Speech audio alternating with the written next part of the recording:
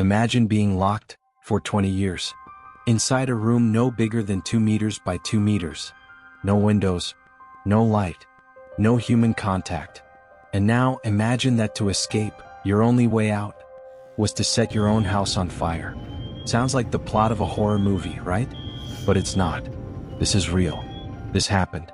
It happened in February of 2025 in the city of Waterbury in the United States. What you're about to hear is one of the most disturbing and unbelievable real-life stories of recent times. Part 1: The rescue that shocked the world. It was supposed to be a normal day until firefighters were called to a house fire. But what they found wasn't just fire. It was something far worse. Inside the debris they found a man, 32 years old, weighing only 68 pounds, unconscious, malnourished, with open wounds and broken teeth. When he woke up, he said something that left even the rescue team speechless.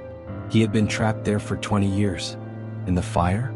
He started it himself, because it was his only chance to be seen, to be saved. Inside the ambulance, he even apologized for the smell. He explained he hadn't showered for over a year. What? Because his stepmother wouldn't even allow him to use the bathroom. He had to urinate through the window and defecate on newspapers spread across the floor. Part 2: A stolen childhood. But how did it all start? Until the age of 12, he was still going to school. And anyone who saw him could tell something was terribly wrong. He was always dirty, starving. And one day, out of pure desperation, he was caught drinking water from a urinal. The school staff noticed. They even contacted social services. But in an absurd act of negligence, the authorities closed the case and declared that he was fine.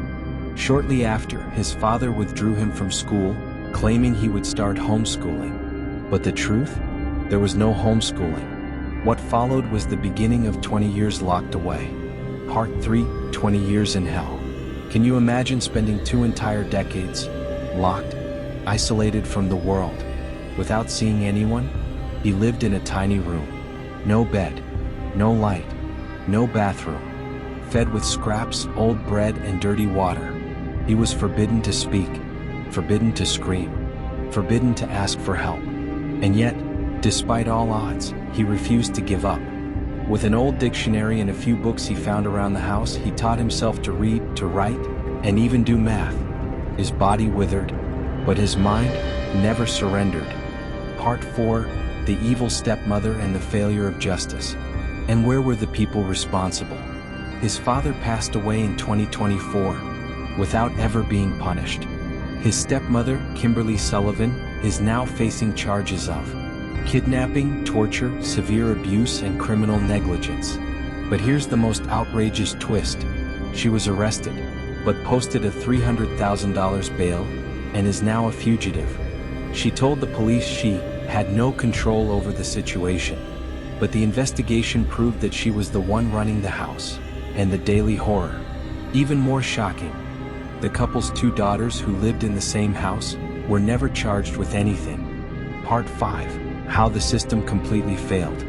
After the rescue, the Department of Children and Families, DCF, uncovered something appalling. Yes, there were records of past complaints about this family, but those records were stored outside the main system. They were literally forgotten. This horrifying case sparked a massive debate across the United States about the lack of oversight in homeschooling. Parents can simply claim they're educating their children at home, and for years, that becomes the perfect cover for abuse to remain hidden. Part 6: The escape that saved his life.